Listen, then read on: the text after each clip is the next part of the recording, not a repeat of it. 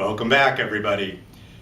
One of the things that we need to talk about, and maybe it's a little out there for some of you, but that's EMF, electromagnetic fields, or electromagnetic radiation.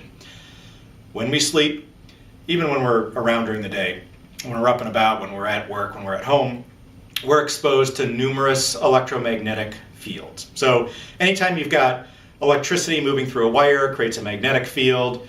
That's an EMF. Also, our microwaves, of course, and our cell phones and the internet routers that we all use. So most of us have wireless internet routers at home. Most of us use cell phones. And exposure to that EMF radiation from the cell phones and from the wireless internet may be impacting both our health and our sleep.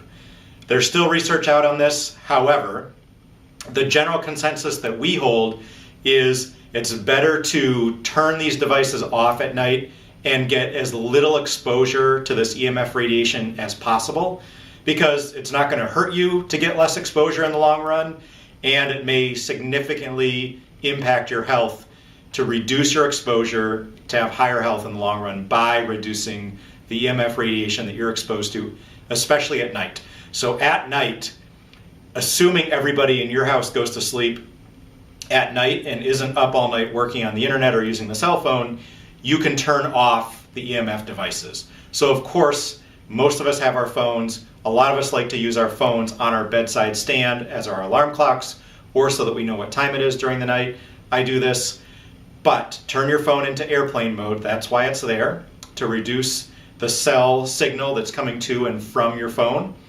That's the first thing that you always want to make sure that you do if you just don't keep your phone out of the bedroom completely. The next is turning off your internet router.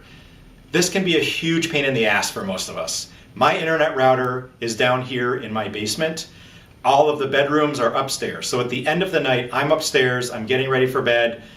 It's a huge pain in the butt for me to walk downstairs, unplug the router, or turn it off. And then again, when I get up in the morning, to go downstairs and turn it back on. I start turning on my devices. There's no signal, nothing works. I have to remember, I forgot to turn on the wireless internet. So turning that off at night is key, and I'll give you some real easy tips for how to make that much, much easier in your life. And some people go so far as to put their bedroom, and if you're building a house, you can do this. If you're building a house or you're totally rewiring an existing house, put your bedroom on a separate circuit so that you can go at night and turn that circuit off to your bedroom, which means there's no electricity going through the walls in your bedroom. You're completely free of those EMF fields as much as you possibly can. Some people go even further. I will link you out to the resources on our webpage.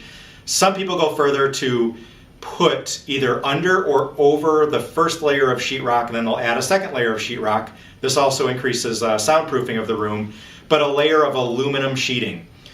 They're trying to create a complete insulated cage in their bedroom, so when they sleep, they have as much as possible, zero exposure to any of these radiations that are coming in from the environment through the windows and the walls. Some of that's kind of extreme. Some of you may want to do that. Some of you may want to put your bedroom on a separate circuit, turn it on and off at night and in the morning.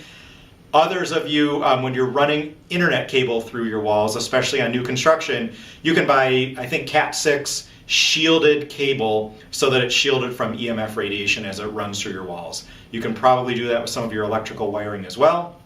Might be a good idea if you have the resources and you're in that process. For those of us that have existing houses, here's some stuff that I use. This is a Zap. Essentially what it is, I plug my internet router. I have two of them. One is for work, and here's what the box looks like.